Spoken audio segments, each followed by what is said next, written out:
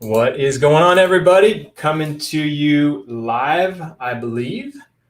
Good to be with you again this Tuesday. We are going to do business automation training again. This is the third of the fourth training I'm going to do for business automation.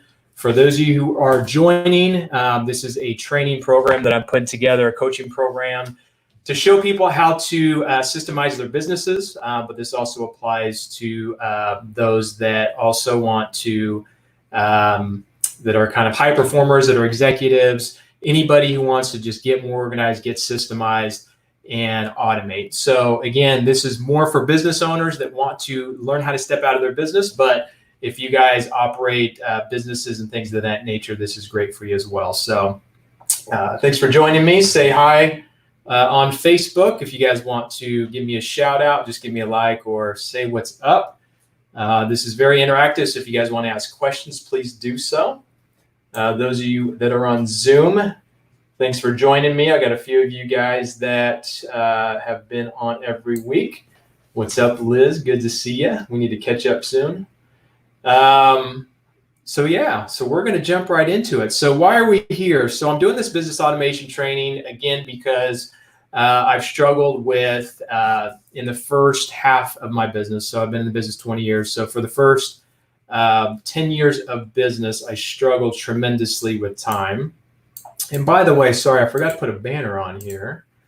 There you go. So you guys can go to tonyjavier.com if you want to jump on Zoom with me and interact a little bit more, or if you want to get notifications of future trainings and stuff that I'll be doing in the future. So I've been in business 20 years. First 10 years of my business, I struggled tremendously with working way too much. A lot of people get into business because they want freedom, they want more time, they want more money. But what happens is business owners struggle with spending way too much time in their business, not have enough time, and don't have enough money. And so I'm going to work mostly on time, which in turn will bring the money.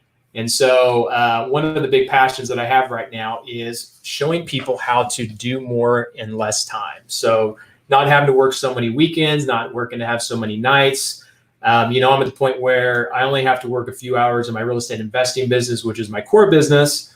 And I concentrate on a lot of other things. I've opened up workspaces. I hold mastermind events. I'm getting ready to start a podcast and do some other fun stuff that I really enjoy. And so I'm passionate about it because it's freed me up and allowed me to do a lot of different things. And I'm wanting to bring that to you guys. So I'm providing this four trainings for free.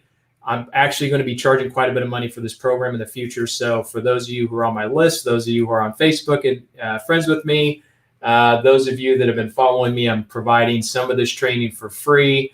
There's going to be a coaching component and other things I add in the future. So if you want access to that, you can let me know, and I will let you know when that gets launched here in the next few weeks. So if you guys have any questions, you guys want to hear anything, just let me know. I'd love to hear what you guys are wanting to know in here. So give me a shout out if you guys are here. Just say what's up. I want to hear from you guys. So I'm going to jump right into it. So let me get my screen set up here. So I'm going to share on Zoom.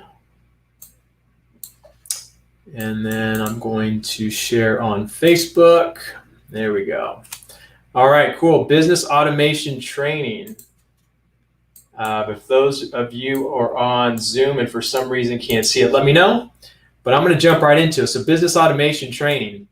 So I'm going to recap what I've gone over for the last two sessions, and then jump into what I want to talk about new today. So give me about 5 or 10 minutes, and I want to talk about some different things from the last sessions. So if you guys remember, if you were on the last couple sessions, I talked about the perfect day, waking up early, getting hydrated, meditating, exercising, getting a morning routine in and making sure that you work on yourself so you can be proactive, working on your top 3 things first thing in the morning, taking a good lunch break, eating nutritious meals, doing work sprints and time blocks to get things done efficiently, taking periods of rejuvenation, and ending your day at 5 p.m. So again, I'm going to go over these things quickly just to recap, so those of you who weren't can maybe get some nuggets from it, and those who were on can hear it again. So hopefully it'll kind of get back into your mindset of some of these things you need to do. So morning routine, like I've said many times before, got to make sure that in the morning you work on yourself. So for me, that's waking up early, again, drinking water, meditating, exercising, getting educated. I downloaded an audiobook this morning called Over Deliver and started listening to that. And I put it on 3 times speed. And so I got through quite a bit of it. And just that, 15 minutes of getting education in, getting some inspiration, getting some ideas just helped me to start my day and get excited about some of the things I can implement today. Getting a little journal, planning your day, and then giving your dog and your loved ones some love. So I covered the daily progress planner. So I'll go over that in different sections here. So remember the 3 Ds: delegate, delete, and defer. Do that to get as many things off your plate as possible that are not serving you effectively so that you can concentrate on the bigger things. I've got a section here for gratitude where you can list 9 things that you're grateful for. This morning, just the simple things. I'm like, I've got healthy food. I've got access to clean water. Just some of the most simple things that you take for granted. If you get a gratitude journal, you can, put those things down and realize that when things happen throughout the day, there's actually something that happened earlier that I'm like, holy crap. But when I took it into perspective, just having that gratitude allowed me to handle it better, because really the thing that happened is kind of a big deal, but in the grand scheme of things, it's really not when we look at the overall picture of how grateful we should be. So remember, there's 3 results you want to achieve every day. Those are the most important things. Those are the things that you need to work on first thing in the morning. For me, it gives me energy to do 1 healthy thing each day, to do 1 fun thing each day, and to do something nice for someone else. And then having 3 words to describe who you want to be today. So if there's something that you're lacking in your life, that is when you put it down as your 3 words. So if you feel like you haven't been very confident lately, describe confidence. There's something subconsciously that when you put these words down, get in your mind and help you to be those things. If you haven't been very happy or joyful lately, then put happy or joyful, and that will subconsciously allow you to be that today. So I usually do this planner the night before, and sometimes I don't even look at it the next morning, and then I'll look at the end of the day and be like, wow, the 3 words that I described were what I was today. It's the craziest thing. So just describing 3 words who you want to be today will change the way that you act throughout the day, I promise. And then don't remember to inspect what you expect of yourself. So end of day checkup. So looking at productivity, happiness, clarity. How were you in these areas today? And how could you have made it a 10? How could you make it better the next day? So I talked about the power days, 3 different power days. So each day that you have, you need to decide which day it is. So off days are pretty easy for me. Those are weekends. I take those days off. I try and have 2 different days for open days, which are no appointments, which means that I can get done what I need to get done that day without any other appointments or distractions. So I can sit at my desk, I can organize, I can put files together, and then just get through whatever I need to get through and know that I've got plenty of time and space, I guess is what you call it. You have enough space to be able to think freely and to be creative, because if you schedule appointments all the time, then you're not going to have that creative space. And then productivity days, schedule a couple of those days where you're in meetings, where you're scheduling meetings, you're doing dollar productive activities, you're making sales calls, you're meeting with your team, and things of those nature. Again, I'm blowing through these real quick because I've gone over these in previous sections. I just want to recap. And then activities assessment, going through all the activities you do each day, prioritizing and making sure that you don't want to delegate or delete them to someone else, and making sure that the priority 1 activities that you love to do, that drive results and that are highly important, are the things that you want to do. And then I talked about the most important 2 hours of the day. The first hour you wake up, you want to be proactive, which means that you don't want to be reacting to other people's things. You don't want to be checking your text messages, your emails, getting sucked into social media and reacting to other people. And I've already talked about the morning routine. And then the second most important hour is the first hour of your workday. This is the time when you are most productive. You haven't gotten hit by a bunch of different emails, a bunch of different text messages. This is the time to get into the things that you know are most important in your business, whether it's marketing or raising money or, an important phone call you've got to make. Make sure that the first hour of your day, you are taking away distractions and working on the most important things. Because if you don't get them done first thing in the morning, chances of you getting them done as time goes on throughout the day becomes less and less.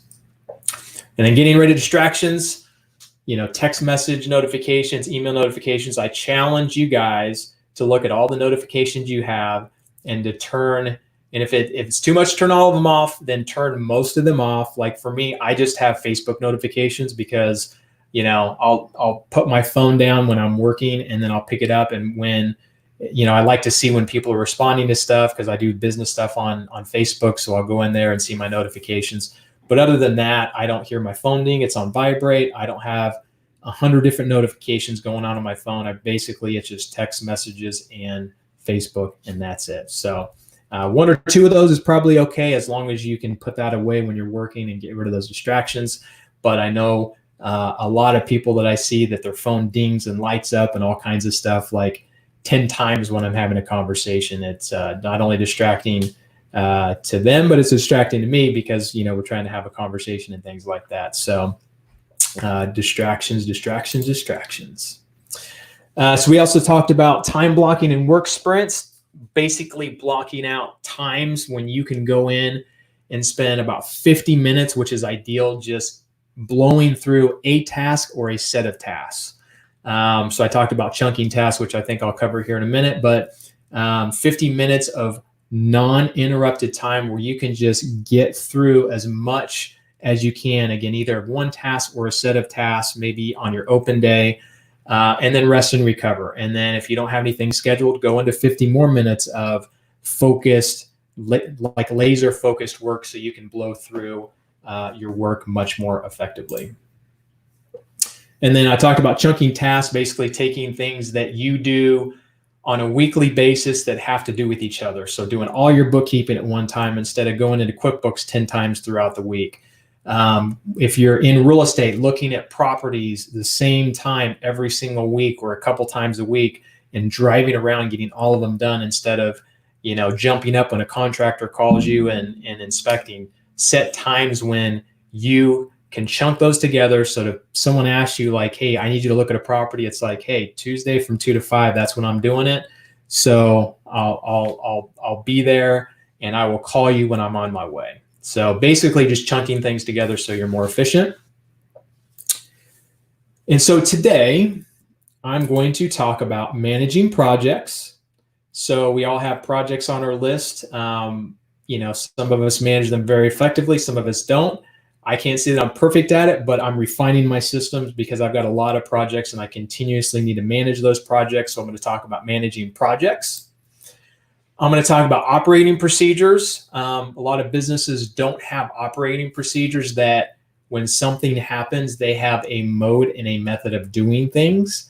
And again, this is something that I'm not necessarily perfect at, but we've been refining it over time to get it as good as we possibly can.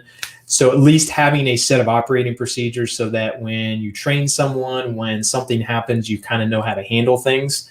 It makes a business much more efficient. And then I call it Tools of Titans. There's a book called Tools of Titans with Tim Ferriss. So he talks about the tools that Titans use to be more effective. So I'm going to use or show you the tools that I use in my business that help me to run things way more efficiently and to be more effective. And then we're going to talk about getting hyper organized. Cool? All right. So quick plug. Strategic Workspace. You guys know, I think the co-working space that I own. So part of what I'm doing here is training within Strategic Workspace, but it's also going to be outside of that. If you could do me a favor, if you've been on the calls before, you love what I'm doing, If you appreciate what I'm doing, if you could do me a favor, just go to goreviewsw.com. It'll take you to Google. If you're logged into Google, it'll literally take you like 15 seconds to leave a review. If you want to write a review, you can. If you just want to leave a star rating, that's cool too.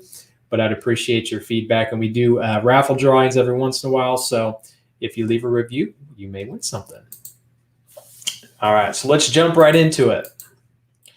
Project management systems. So projects to me are things that take much more time. So they're not tasks. They are typically things that multiple people work on them, that you have different layers, and that takes quite a bit of time. It could take a week, it could take weeks, it could take months, it could take years.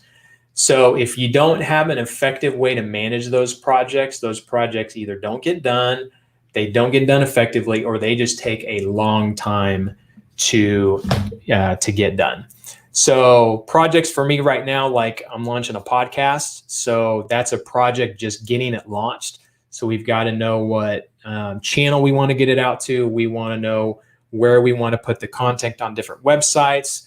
We want to know how to edit the podcast and to break them down into different sections. So that itself has a project management board, which I'll show you here in a little bit on a project management system. So anything that takes collaboration and takes typically quite a bit of time, to me, is a project. All right. So 5 questions you need to ask for a successful project. So the first one is, who's responsible for that project? So if you're a lone ranger, obviously that's you. If you've got any kind of team, or if you outsource anything, then that is hopefully someone else, right? So you need to have a point person for every single project. So again, if you have a team and it's a marketing project, hopefully that's your marketing person. If you've got something to do with a website, you've got someone that works on your website, they're responsible for that project, right? Second question is, when's it due? That's pretty simple. So Parkinson's law, I've talked about many times. Stuff is going to fit in the time frame that you allow it to fit. So if you schedule that project out a year, it may take a year. If you don't schedule any time for it, it's probably going to drag on till whenever it gets done. And if you put a deadline for a week, somehow, unless it's just a huge project and it's unrealistic, somehow you'll figure out how to get it done in a week. So make sure you put a deadline for every single project.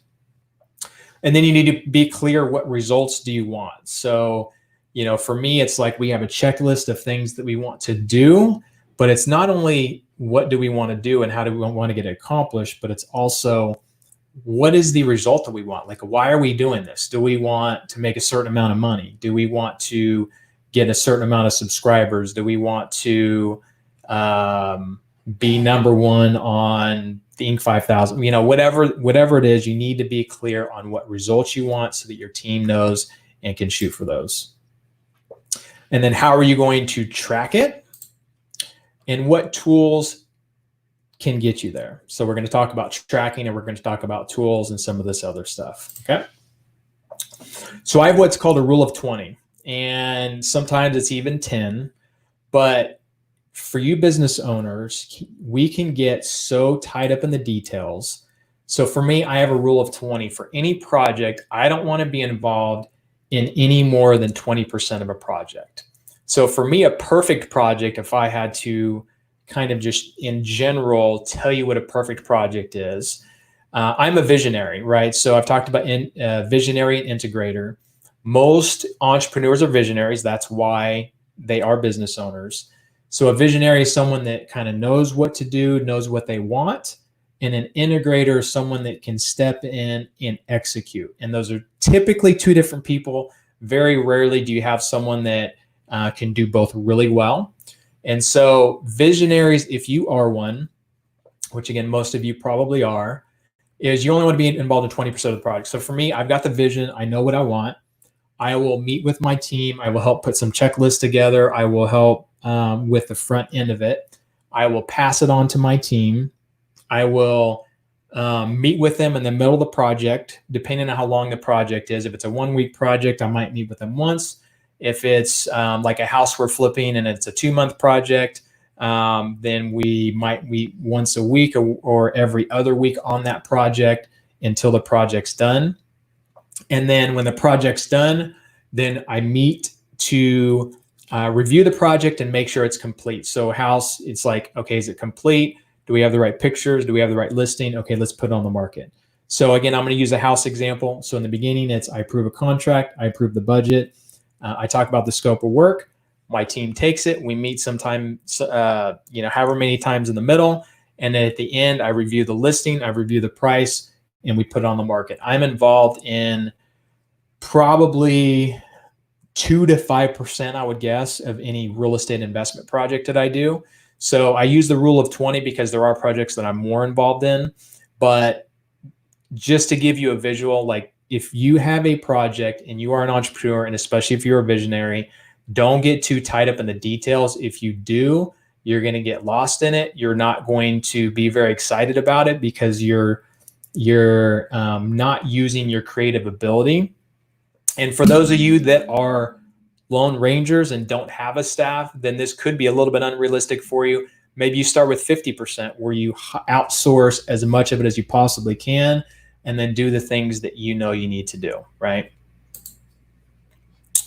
Let's see what happened here. I just lost my PowerPoint. Give me a second here. There it is. All right. So tools you can use to track. So first of all, keep it simple. It doesn't have to be super complex.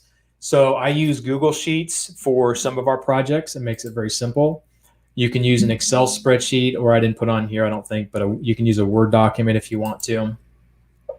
I use Trello.com. I'm going to show you that here in a little bit. There's a couple of others that I've heard really good things about that I cannot vouch for, but I've never heard anything bad about. Asana and Airtables, they're pretty similar to Trello.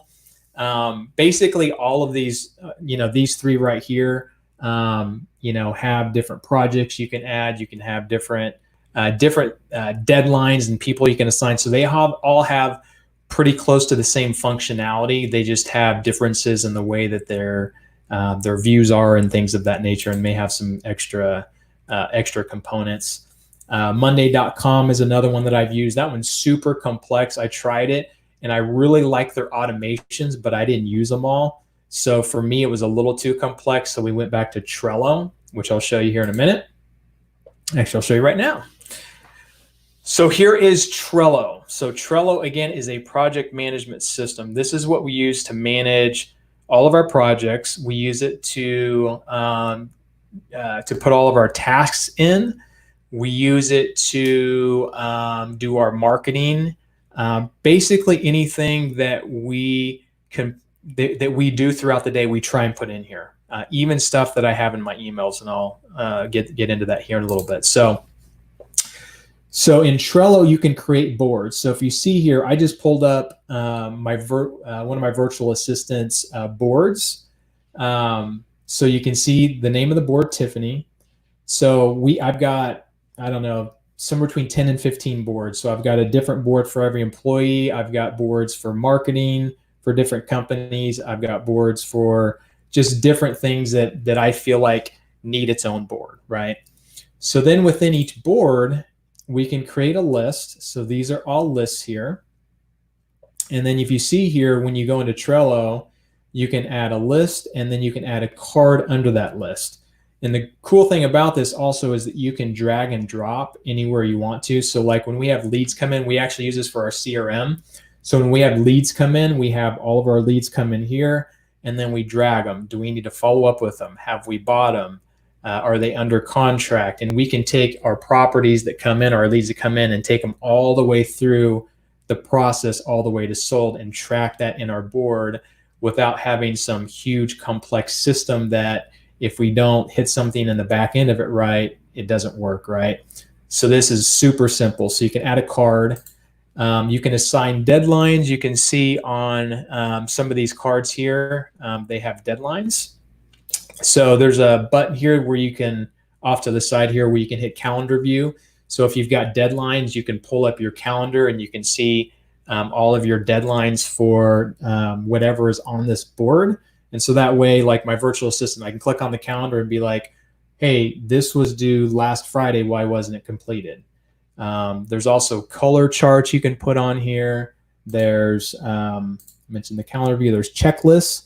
So if you see here, we have a coming soon property and 8 out of 11 of those were completed. So I can click in there and I can go into the checklist and see what 3 were not completed.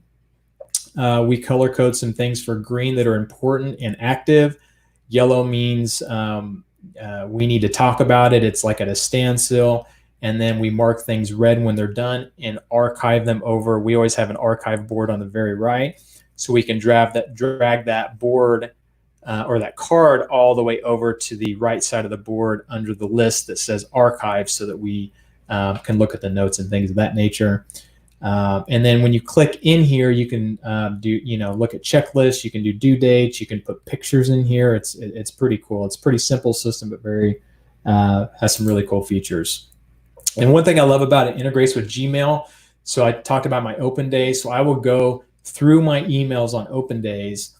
And when my emails open, there's a little Trello thing. So if I open an email, I can click add to Trello, tell it to add it to a board in a certain list, and then it inputs it in here. And then I can even add the due date within Gmail. So this integrates with Gmail to where anything that I have that I just want to throw into Trello to a virtual assistant or employee or even in my list, then I can easily do that. And then you can put notes and links and all kinds of stuff within each card.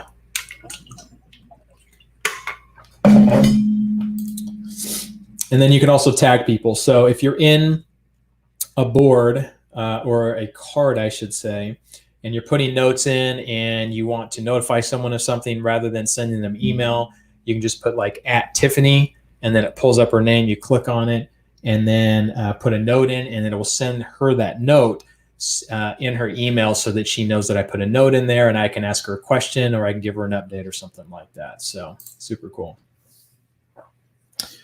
All right, so now we're going to jump into standard operating procedures. So with businesses, some people call them operations manuals. Some people call them SOPs, which is standard operating procedures. So with any business, and it's interesting because you guys know I run mastermind groups and do different roundtable discussions and things like that. And every few months, it seems like operating procedures come up, whether it's someone wants to come up with them or someone says something where someone says, hey, do you have standard operating procedures? That kind of thing. And this is a big thing because within your business, there's so many things that can happen that if you don't have procedures in place, you don't know what necessarily needs to happen. Your team doesn't know what needs to happen.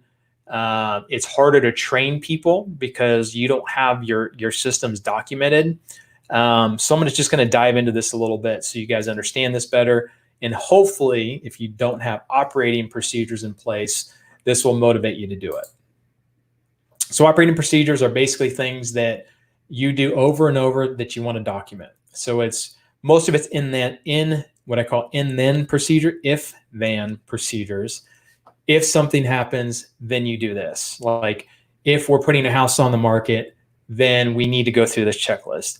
If someone calls in sick, then we need to document it this way. If someone wants a vacation, then they need to follow this procedure. So it's basically a lot of if-then stuff so that, if someone doesn't do something correctly, you have something to go back on. It's like, wait, did you go through operating procedures? Or if someone asks you a question is like, how do we list properties? If it's a new virtual assistant, you could be like, hey, go into Trello, go into this board, which is our operating procedures, follow the videos, and they can go through the videos and figure out how to do it and get trained instead of you having to necessarily go in there. And then, of course, if you need to, go in a little bit deeper and further into whatever it is they're doing and help correct some things, then you can.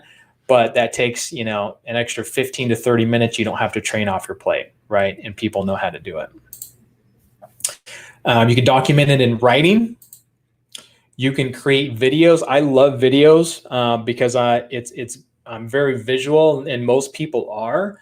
So I use loom.com and vidyard.com. Both of them are free services Loom, I think you can download for free the videos when you record them. Vidyard, I think you have to upgrade to the paid version in order to download them. But honestly, what I do is I'll create it on Vidyard. I like that the best. So when you go to vidyard.com, there's a little plugin.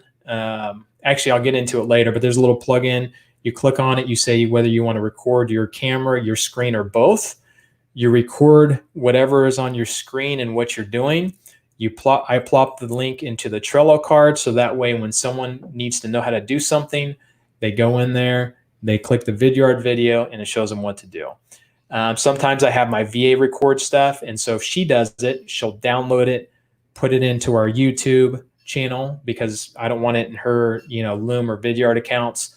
And then we'll have a link on YouTube that's a private link, so that you have to have that link. So creating the video will show them exactly how to do it. I would still try and document it as much as you can in writing, but then create videos to show them exactly how to do it, because sometimes it's hard to portray what you want to do in writing.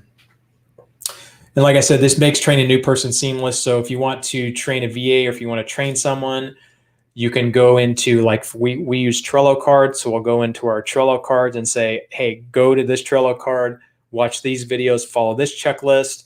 And then they come back. Let's say they're posting a property on Facebook. They send me the link, and I'll be like, okay, perfect. It was great. Approved. Go ahead and make it active.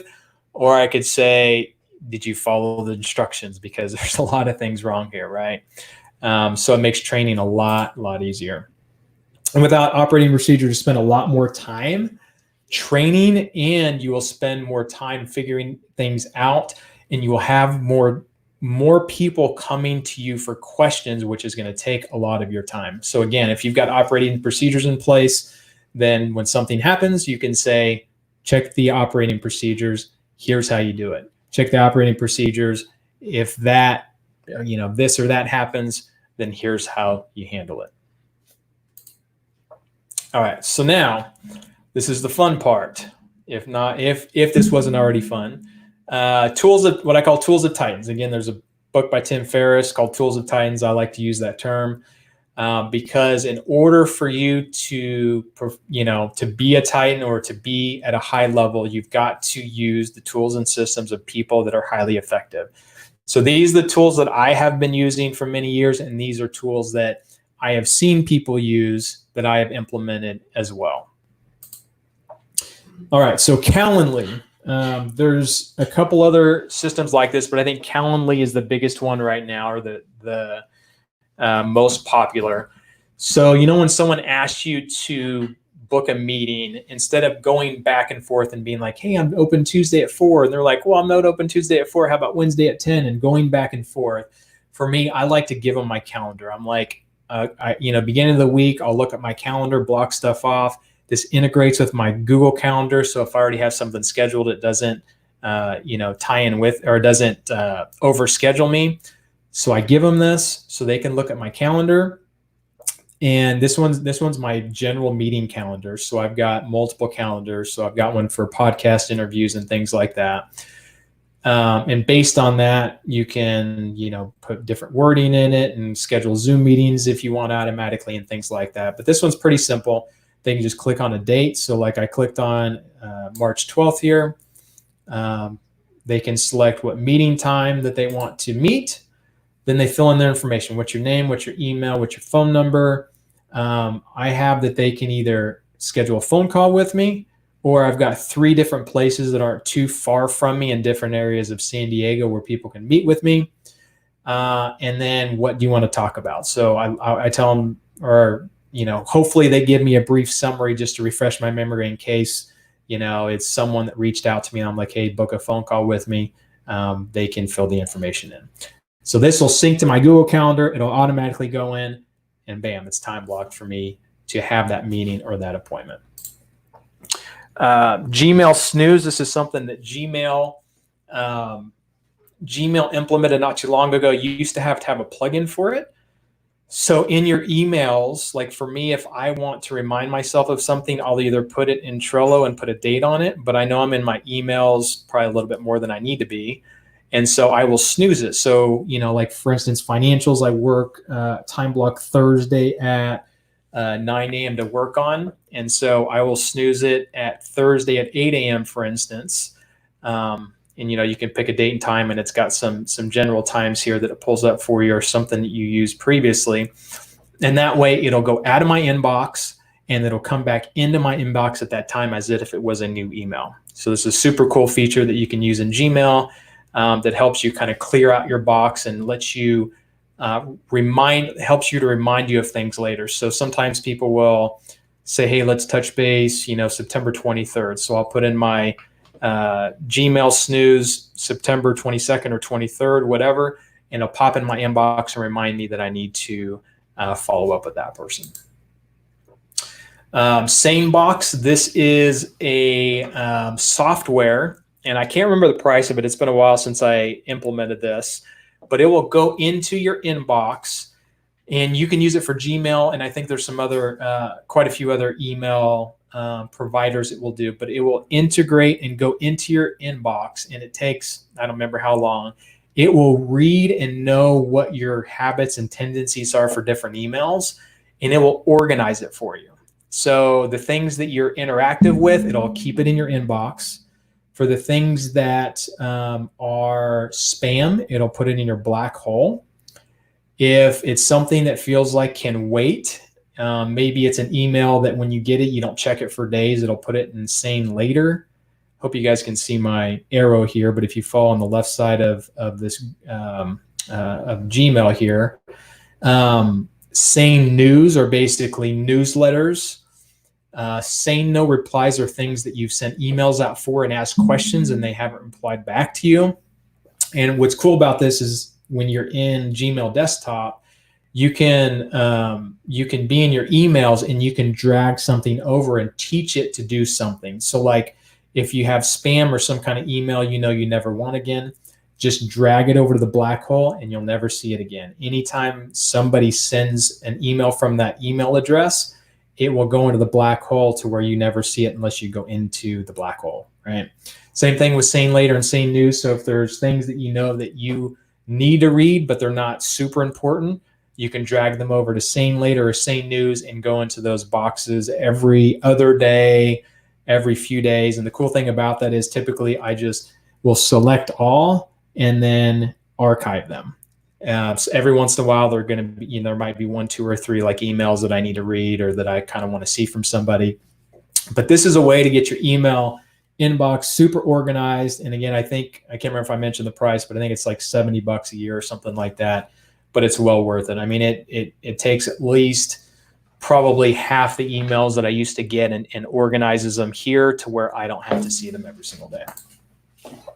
Marco Polo is a super cool app. Unfortunately, some of the features that used to be free, you now have to pay $5 a month, but the basic features you still get for free. So this is not quite like, what do you call it? When you do a live phone call. Oh my gosh, I can't think of the name. But anyway, so what happens is, like for the way that we use it in our business is like, so my sister's my project manager. If she has a question on the job site, which very rarely she does because she's, managed hundreds of them, but every once in a while she'll be stuck and she'll be like, I need to know something about this. So she'll click start. So you can see there's a start button there and it'll start shooting a video to me. And then, thank you. Someone just said FaceTime. That is correct. Thanks, Jason. So you hit start, it'll shoot a video and then it'll notify me that she's shooting a video. I can watch it live. At that time, I can't interact with her until she stops it. And then I can hit start and then I can send her a message back. So this is cool for people that you want to interact with face to face, but you want to do it on your own time. Like sometimes I'll be driving or sometimes I'll be walking into an appointment. I'll be like, oh man, I forgot something. So I'll click and I'll send a message to my VA or my project manager or whoever and be like, hey, by the way, did you remember to do this? Whatever, instead of having to send an email or, forgetting. So this is a way to interact without having to do phone calls. If you have someone that visits job sites and needs to show you something, or sometimes I'll even pull it up and just record my screen and say, hey, by the way, what do you think about this? So pretty cool app. You ought to try it out. Screen recording, I talked earlier, so I'm going to show you a little bit more how this works. So these are the two most popular ones that I've seen, Loom.com and Vidyard. They both have different functionalities, but both of them have the same basic features. So if you look here on Google Chrome, there's a button here for Vidyard. So when you click it, it'll say, do you want to share your screen, your video, or both? So typically I just share my screen. So this is what it pulls up after you do a recording. So this right here, there was something wrong with our pop-up on Strategic Workspace site. So I recorded a 1-minute video to my web person and said, hey, when this happens, there's a problem. I need you to fix it, and kind of explain the problem. So I did that 1-minute video. I can either click this link right here and it copies the link for them to go to this video, or I can click share and it's got some other functionalities where it can pull up like an icon and stuff like that. And then I can even name the recording. So if I want to go into my recordings, my library later, I can look it up. So this is a quick and easy way for you to explain something to somebody without having to type in like, hey, this is wrong and you need to do this and that. It's like, just pull this up, shoot a quick video, send it over to them, and it's super quick and easy. All right, so those are the main tools and systems. And so I'm going to just go through a few others that I'm just going to bullet point that I think are pretty cool, and you guys can look those up if you want to. If you guys want to simplify web pages, there's a program called ClickFunnels. I think a lot of you guys have heard of it. There's another one that I just saw recently called Fast Pages. And then there's another one called ConvertRI, I think. I just heard of it today. A big marketer actually told me about it. But anyway, so ClickFunnels, basically, it's a way to build a website that you can click and drag and drop things. You can split test. You can do shopping carts. So for those of you who aren't super tech savvy, this is a way to pay $97 a month and be able to create pages yourself instead of having to hire a programmer. And if you want to hire a programmer, there's still ability to be able to, do coding and stuff in there. So like, for instance, the podcast I just getting ready to launch, I just went in there and just briefly created a template of what I thought would look cool, sent it to my programmer, and then she went in and just kind of touched it up and did some functionalities and things to it. So instead of paying, hundreds or thousands of dollars for a website, you can do it pretty easily with ClickFunnels. ManyChat, we just put this on our website. Actually, we launched it, I think, today on Professional Home Buyers, and then Strategic Workspace is going to have it here in a couple days. So this is a way for people to chat with you on your website. So their little icon comes up. It's like Facebook Messenger. So when they click on it, it'll actually link to their Facebook Messenger to where they can chat with you, or you can have it automatically ask questions and give them selections and run them through kind of an if-then sequence to where if they click, are you interested in selling your home? Yes. Okay, then it asks this question. Are you wanting to sell in 7 days or less? Yes or no? And then based on what answer they ask, it takes them through the process. And then you can ask them for their email address, which goes into your CRM system, which will send them automatic emails. So the cool thing about that is most people have Messenger. Once they message you, then you have access to them, right? So you can continue to follow up with them in chat if you want to, or in Messenger, and just a lot of cool functionality. So anyway, so if you want to pay $10 a month and have a chat feature on your website that captures leads and communicates with leads effectively, that's a cool one. Membership site, if you're wanting to sell content, Kajabi is a cool one. So Kajabi, you can put your videos and content on the platform, and you can organize it. You can put modules in. You can release content over time. You can do follow-up sequences. I think you might even be able to do landing pages now, kind of like ClickFunnels does. But for, I think it's like $100, $150 a month.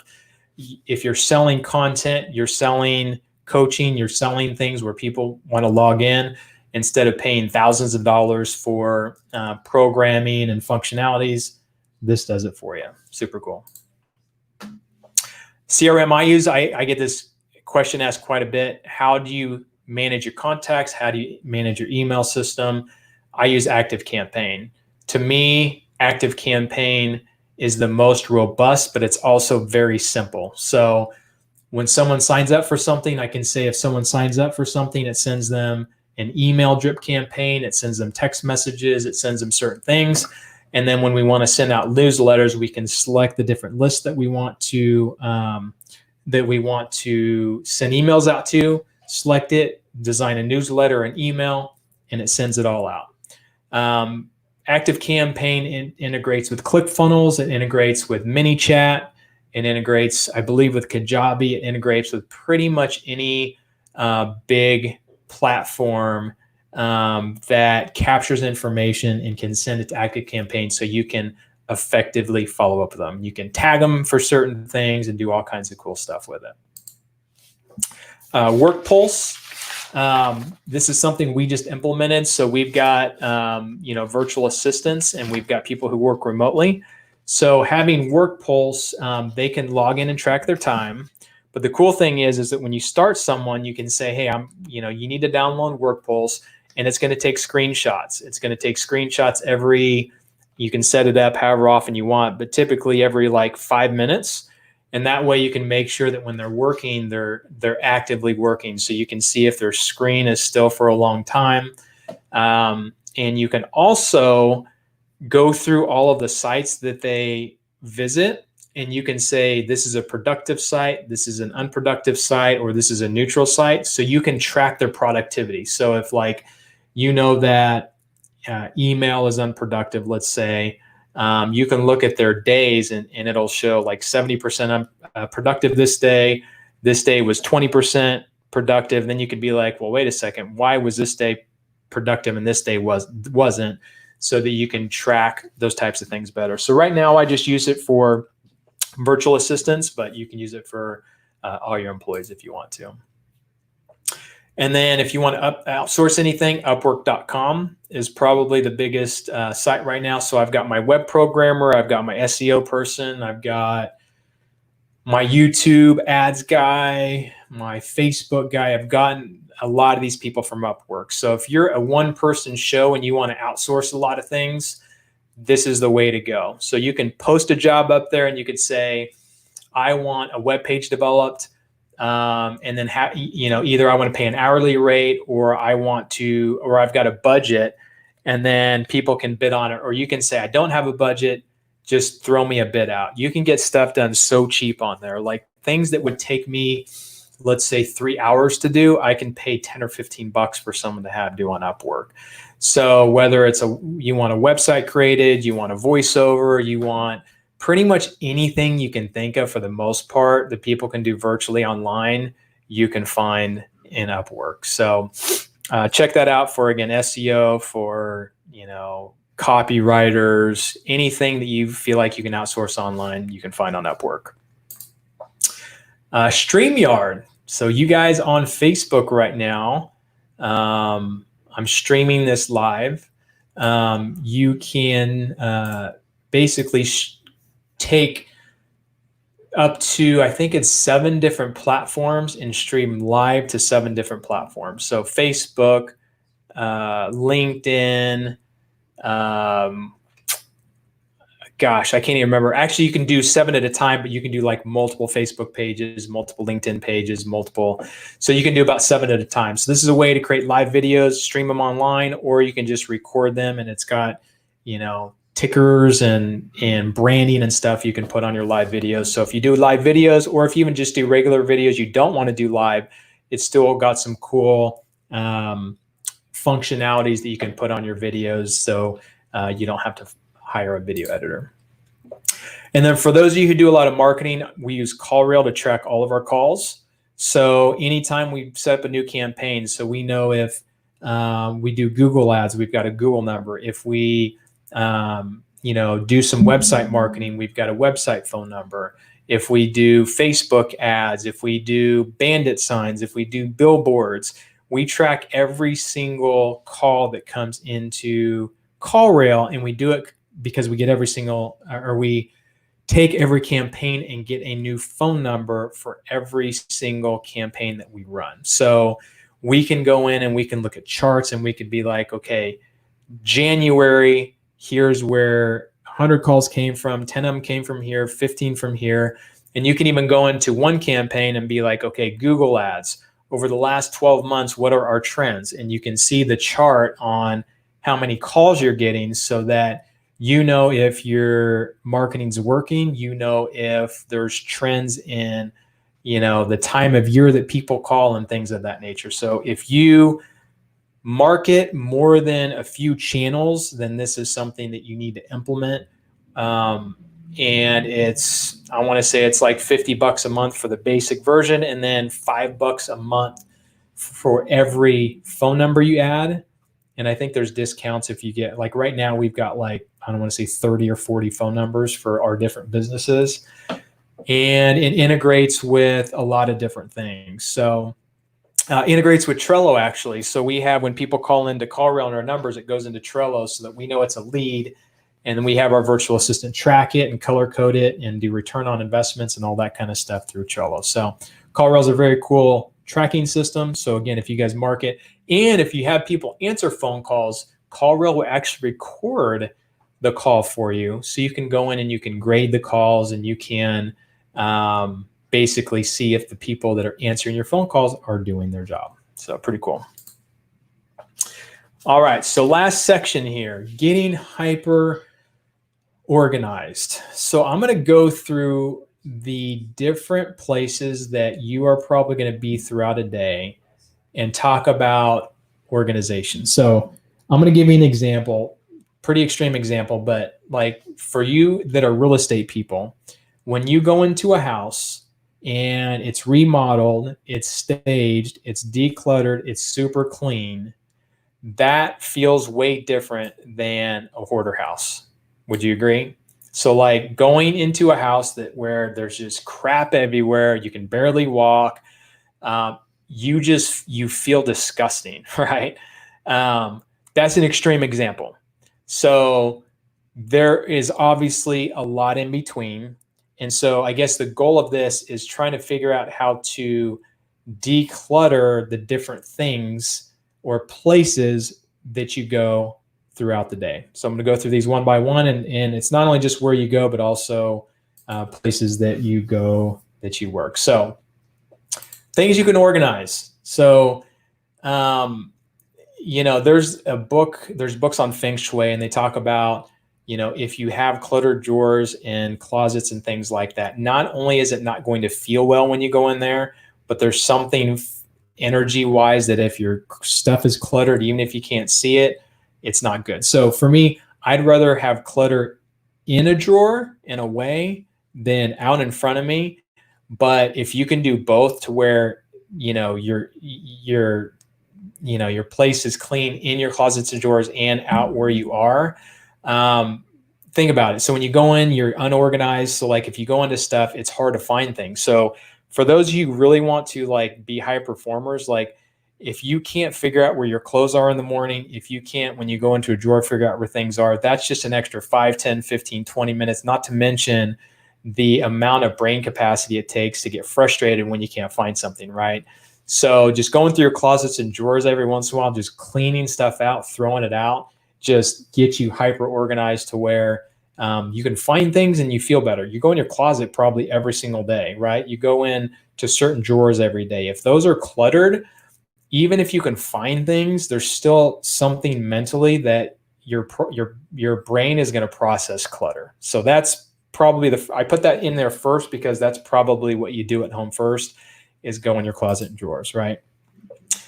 Kitchen cabinets, obviously you don't go in there quite as much, but think about how cluttered your cabinets can be sometimes. So, we keep ours pretty clean, but every once in a while we'll go in and clean stuff out and we'll be like, wow, we thought we were organized, but by throwing away all the old stuff and organizing things in certain places, it's like we can find things so much easier, right?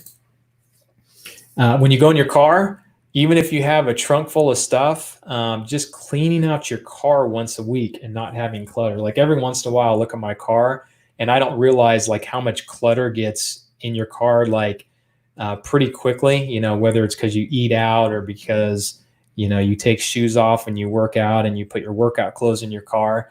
So just cleaning your car out once a week can have a huge effect on how you feel. Lists. This one is a big one. So most of you guys are business owners and you're wanting to talk about day-to-day, like high performance in work. And, there's nothing that, I don't want to say frustrates me. I don't know if that's the right word, but I'll see people write notes and they literally have like pages and pages full of notes. And then I'll ask them a question about something and then they have to flip through like 10 pages to find something.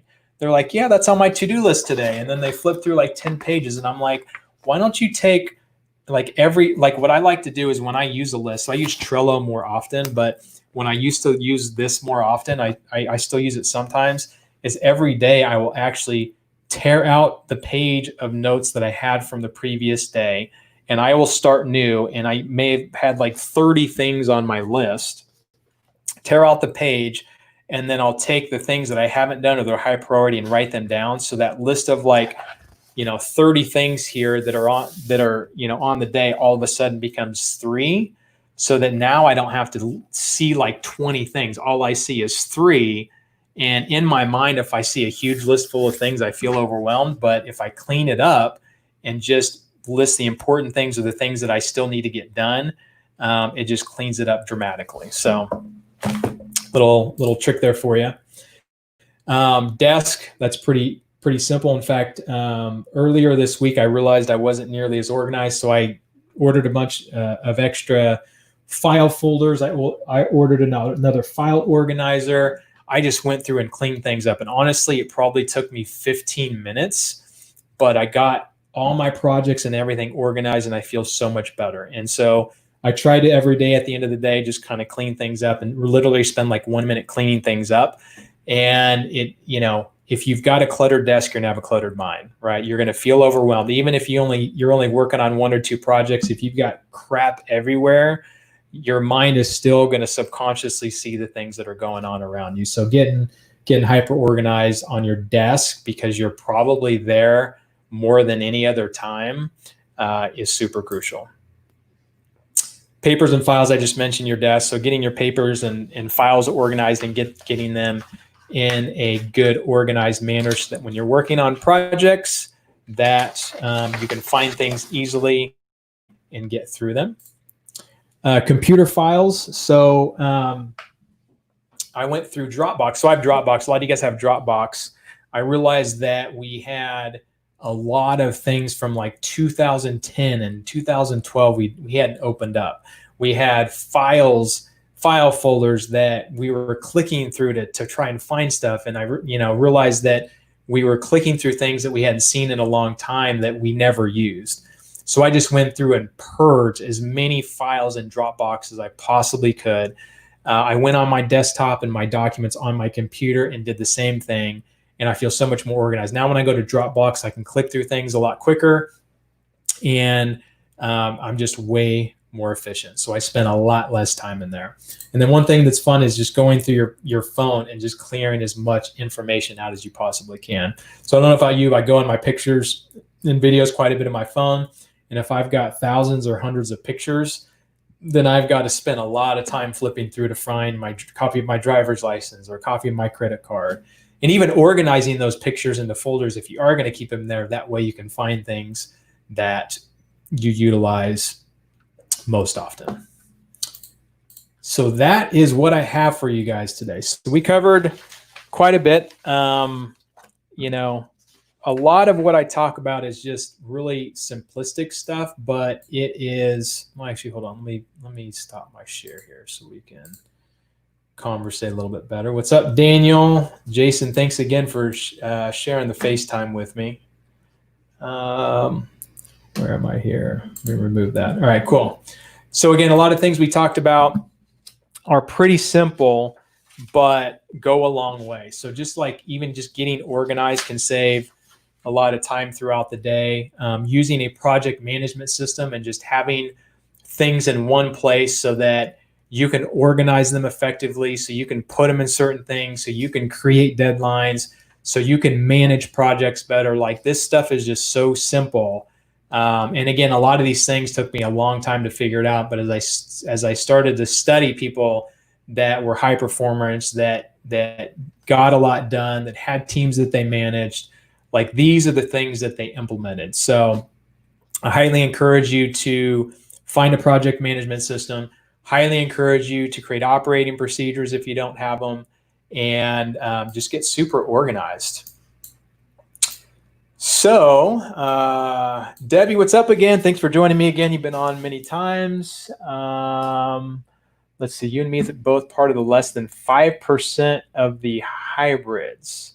Don't know what you mean by that, but if you can explain it. I don't quite understand that, but I'm sure I said something that I don't remember, of course. But yeah, so you guys have any questions? I'd love for you guys to ask any more questions you have before I jump off. Thanks for joining me. For those of you who have been on here for a while. Let's see if I can see who's on here. I can't. All right, cool. So some of you guys have been on here for the last few weeks. So next week I'm skipping. I'm going to be out of town next week. So the week after, I'm going to start up again on Tuesday. So that'll be the last week with me. If you guys want to know about the thing that I'm launching soon, private message me or send me an email if you've got my email. You're welcome, Amanda. Thanks for joining me. Good to hear from you. Hope things are well in the real estate world. So thanks again, guys. Again, I will be on in 2 weeks. So if you want to join me, go to tonyjavier.com and you can sign up for the Zoom link to join me on Zoom if you want to interact a little bit more on Zoom and get notifications when I'm going to have some of these future trainings, not just this one here. So thanks again. Happy Tuesday. Hope you guys are staying safe and sane in this crazy world, and we will talk to you next time.